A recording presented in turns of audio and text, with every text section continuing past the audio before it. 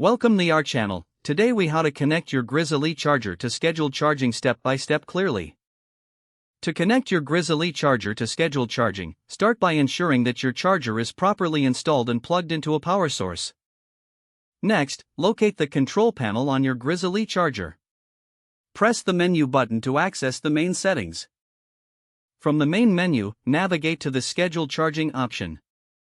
Select it to enter the scheduled charging settings.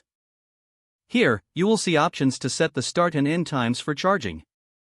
Use the arrows or dial to adjust the start time.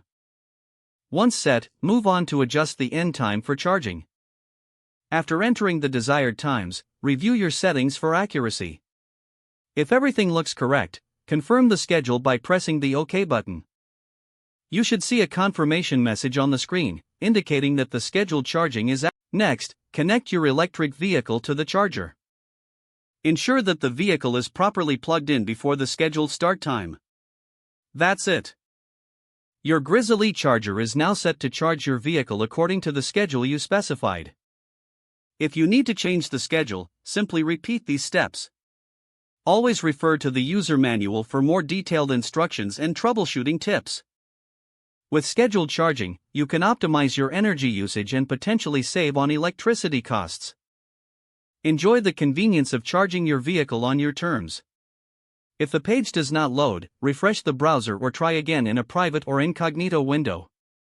Make sure you are using the correct email address, then retype it carefully to avoid small typos. If your password is not accepted, use the reset option and create a new strong password you can remember. Check your spam folder for verification or security emails, then complete any requested confirmation steps. Enable two-factor authentication if available to improve account security and reduce unauthorized access risk.